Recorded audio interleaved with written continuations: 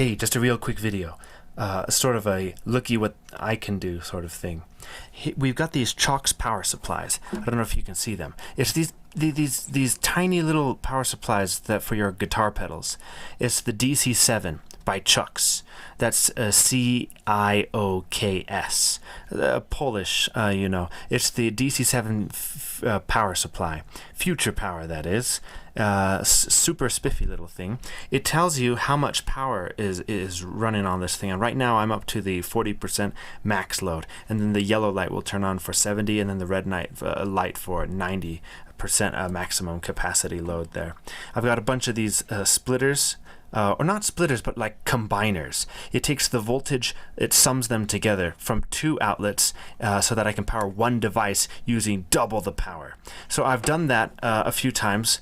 And doing that, it eats up these ports an awful lot. So you only have 7 ports on the DC7, plus a spiffy 5-volt USB port that you can charge something like the Keystep, or you can charge up the Korg NTS1, which is handy.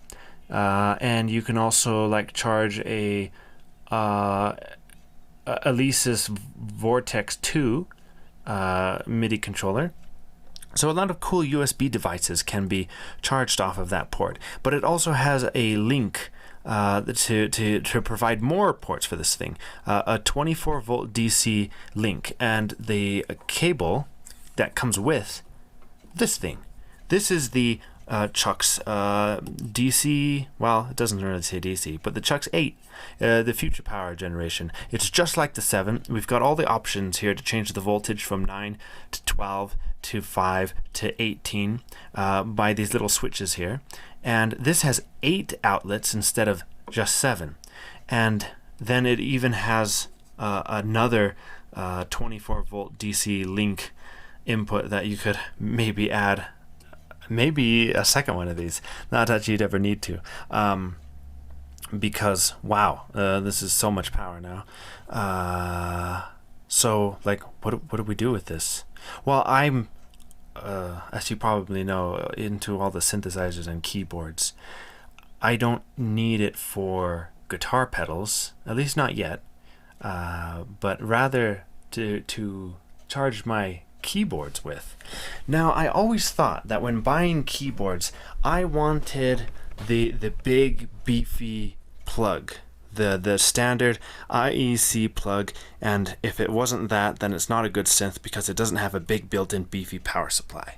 But when you get down to something with the small little 12-volt DC input, that's this one being center negative, no, center positive, something like the Digitone keys by Electron.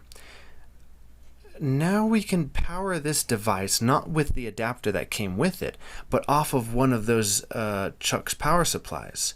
So I'm combining with those little special cables and then an extension cable, and then one of the green cables to power this thing. And Cioks himself has a video on powering various Electron devices, including the analog heat and the Digitact, I think, and the Octatrack maybe, I don't know.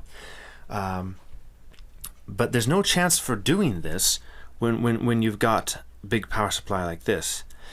So just got to make sure that the voltage matches 12 volts. It usually says on the back. If it doesn't, the manual, and then if it doesn't, maybe you got to take some explosive chancy sort of guesswork. But it's really nice because now this is powered from the same source as, say, the Dave Smith Instruments Mofo keyboard.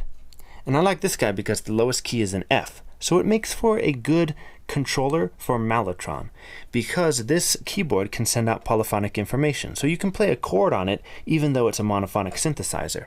And as we see on the back here, oops, another DC input. This can take 3 to 15 volts of DC power, and it needs at least 400 milliamps. So that would be just going down to here, flicking this onto the setting that's 15 volts, and it says right here it can supply 400 milliamps. And then we just got to make sure Okay, is that center positive or center negative? And I don't know, somewhere I found that information. Oh, it's right down here, isn't it? Yeah, right underneath the plug here. It's the plus sign is going into the center, and then the negative part is on the outside of it. I know the camera doesn't show that so well. So yeah, that's two devices from one source. Oops, what's this? Why, this is the thing that's drawing the most power, I think, even more than the Digitone keys, which is around 8 or 900 milliamps. This guy, he wants at least 2 amps.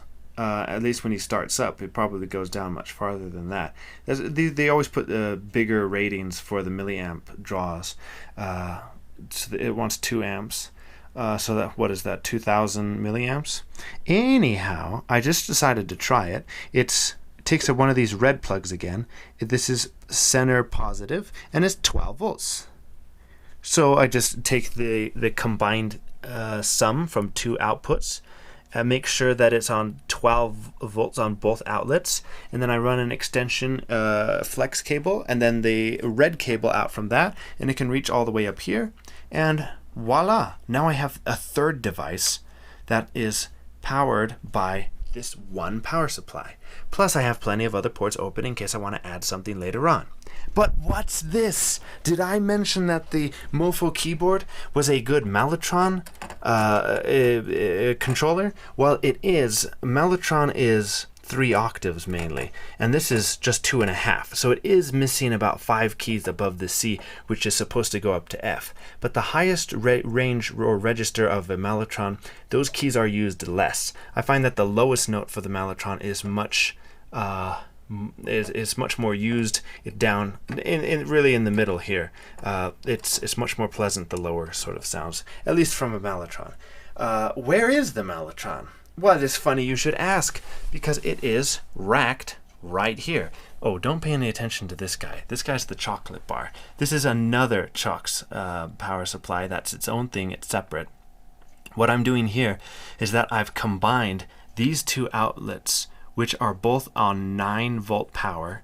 I've summed the 400 and 400 to get 800. I don't know if you're supposed to do that with this particular power supply, but it seems to be working because we are powering the Boss SY1000 guitar synthesizer.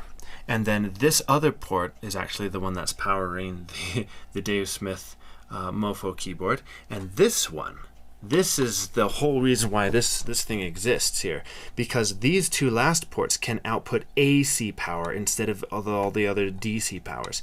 And this guy can get out 800 milliamps on AC 9 volt, which powers my bass amp pedal. This is what I use for the bass. This is what I use for guitar.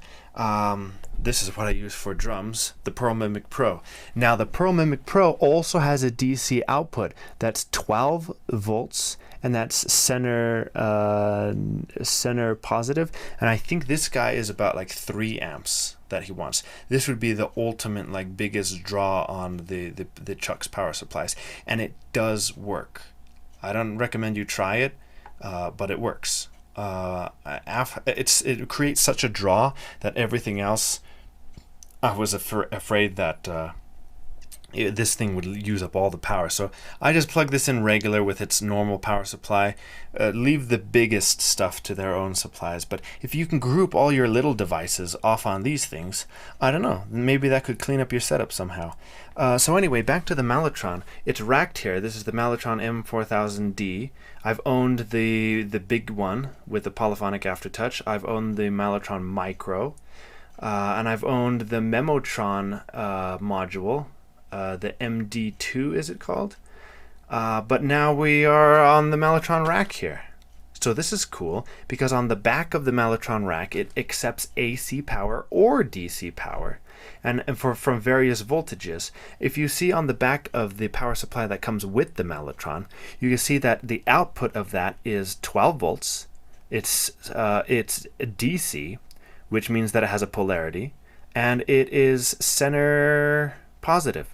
So again, I use one of these gray 8080 flex cables, and with a red one, you can plug it into the back of the Mellotron, and yeah, it seems to work.